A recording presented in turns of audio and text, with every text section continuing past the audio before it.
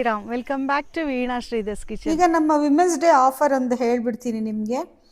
100 grams hair wash powder ಅಂದರೆ ಶೀಕಾಕಾಯಿ powder, herbal ಶೀಕಾಕಾಯಿ powder, 100 grams ಅಂಗಾಯ ಪುಡಿ, acidity gastric ಇದೆಲ್ಲ ಅದಕ್ಕೂ ಯೂಸ್ ಆಗುತ್ತೆ.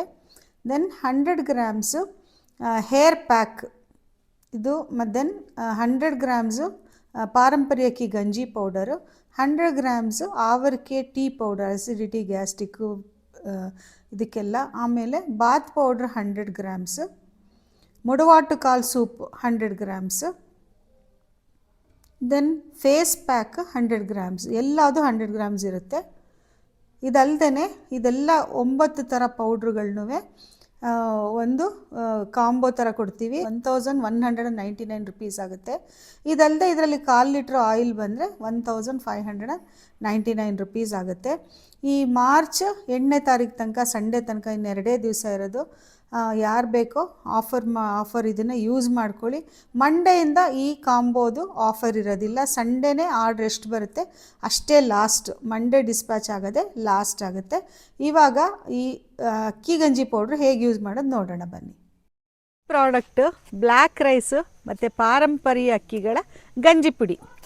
ಪಾರಂಪರ್ಯ ಅಕ್ಕಿಗಳು ಯಾವುದು ಅಂತ ತುಂಬ ಜನದ ಪ್ರಶ್ನೆ ಇದೆ. ಪಾರಂಪರ್ಯ ಅಕ್ಕಿಗಳಂದರೆ ಬರೀ ಬ್ಲ್ಯಾಕ್ ರೈಸ್ ಅಲ್ಲ, ಬ್ಲ್ಯಾಕ್ ರೈಸು ಫಾರ್ಬಿಡನ್ ರೈಸ್ ಅಂತ ಕರ್ತಾರೆ.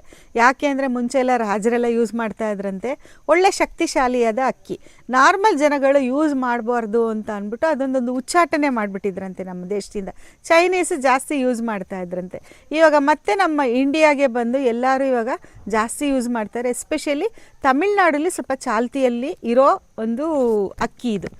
ಈ ಗಂಜಿ ಪುಡಿನಲ್ಲಿ ಬ್ಲ್ಯಾಕ್ ರೈಸ್ ಅಲ್ಲದೆ ಮಾಪಿಳ್ಳೆ ಸಾಂಬ, ಕಾಟುಯಾನಂ, ರಕ್ತಸಾಲಿ ಅಂತ ಆ ಥರ ತುಂಬ 9 ಥರ ಅಕ್ಕಿಗಳನ್ನ ಯೂಸ್ ಮಾಡಿದ್ದೀನಿ.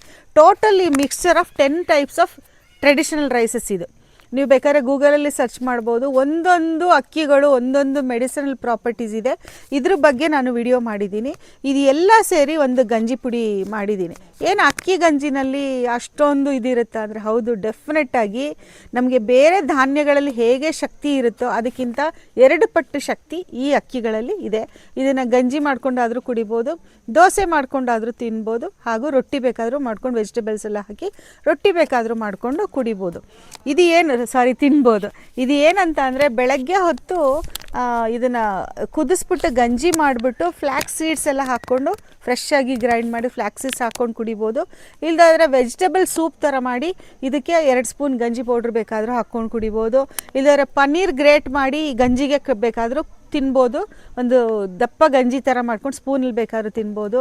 ಮಶ್ರೂಮ್ನ ತುಪ್ಪದಲ್ಲಿ ಫ್ರೈ ಮಾಡಿ ಇದಕ್ಕೆ ಹಾಕ್ಕೊಂಡು ಕೂಡ ತಿನ್ಬೋದು. ಇಲ್ಲದೆ ಹೋದರೆ ರಾತ್ರಿ ಗಂಜಿ ಮಾಡಿಟ್ಬಿಟ್ಟು ಅದರಲ್ಲಿ ಒಂದು 2 ಇಂಚು ನೀರು ಬರೋ ಥರ ಪಾತ್ರೆನಲ್ಲಿ ನೀರು ತುಂಬಿಟ್ಟು ಮುಚ್ಚಿಟ್ಬಿಟ್ರೆ ಬೆಳಗ್ಗೆ ಹೊತ್ತು ಪ್ರೋಬಯೋಟಿಕ್ಸ್ ರೆಡಿ ಆಗುತ್ತೆ. ಅಮೃತ ಸಮವಾದ ಆ ಪ್ರೋಬಯೋಟಿಕ್ಸ್ ತೊಗೊಂಡ್ರಂತೂ ಹೆಲ್ತಿಗೆ ಸಿಕ್ಕಾಪಟ್ಟೆ ಒಳ್ಳೆಯದು.